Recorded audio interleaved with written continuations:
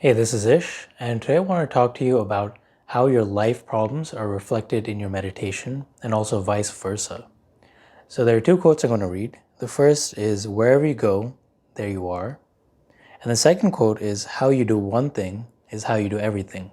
So, how this relates to this idea that I'm teaching now is that you'll typically notice how you do perform certain actions in one area in life is typically how you'll do that in another area.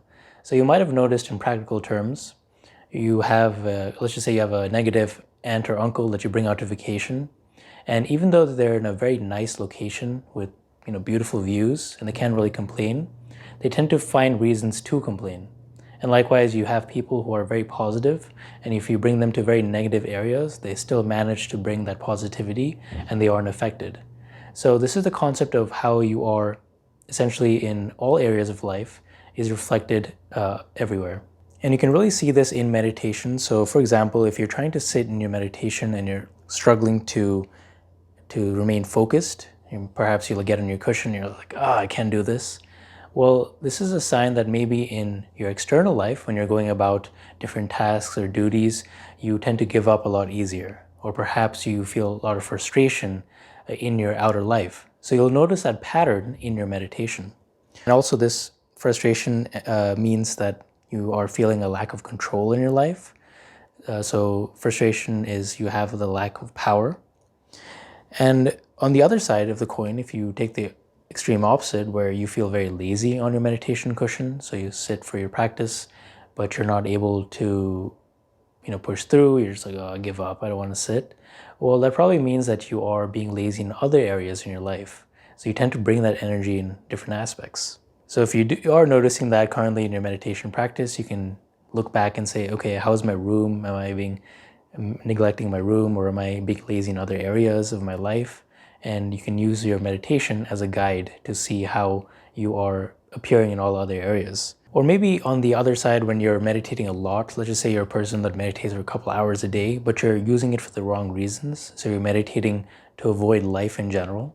So you definitely rack up a lot of hours on your meditation cushion, but you're doing it to just not take on the responsibilities of life and what we call spiritual bypassing, where you're just ignoring your everyday responsibilities. So there's a huge difference between avoidance and solitude. So a lot of monks do take these meditation retreats where they meditate for the entire day, but there is a difference there because they're coming from a place of exploring their aloneness and solitude rather than avoiding everything else and using that meditation practice to shut themselves off from the world itself. So just note the type of meditation and the intention behind your meditation also affects your practice as well. And then if we also look in the flip side, so actually the good parts of the meditation practice, you'll notice that if you generally feel very calm in your meditation practice and you're able to sit, and you feel energized or focused in your practice, then that typically spills over in your daily life as well. Because in meditation, you develop the qualities of concentration and calm and focus and just enjoying being in your body and things around you.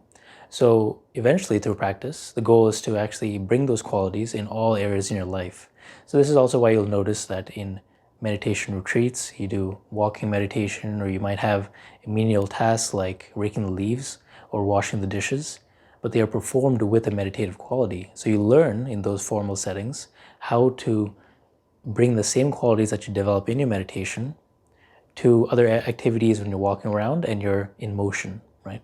And then we can also look at it from the other view where the quality of your life and the things in your daily life can also impact your meditation as well. So it's like it works in both ways. So in this case, you might notice in your meditation that you're very attached to the thoughts that you have in your mind. So for example, let's just say you are constantly thinking about different social interactions that you've had.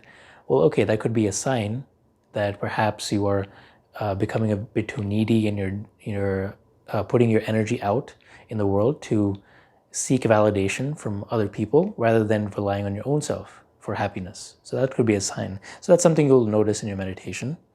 Or perhaps you are able to sit in your meditation, but you have this rigidity and you don't bring enough energy. You're similar to a stone Buddha. Well, that is lacking a lot of life force energy. And this could mean that you're bringing that type of energy in all areas in your life where you're not bringing that zeal or energy that is required, and rather you're taking more of an apathetic point of view. So that's also something you can address and something you learn in your meditation practice and also in life as well.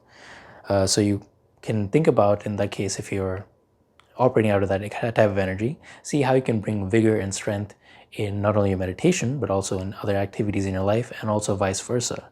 So if you notice in your life you're being a bit lazy or not bringing that energy, or perhaps the other way where you're bringing too much zeal and you're becoming a bit too attached to outcomes and you're becoming a bit too needy, you can then course correct. And the first way to fix that is through your meditation practice. And if you are meditating and you're noticing things that are unaddressed in your daily life, you can then use your life to fix your meditation setting. So it works hand in hand. It has a symbiotic relationship. So you'll notice these patterns as you meditate more of how your practice is reflected in your daily life, and your daily life is reflected in your practice. So they both work hand in hand. So I hope this helps. Thank you.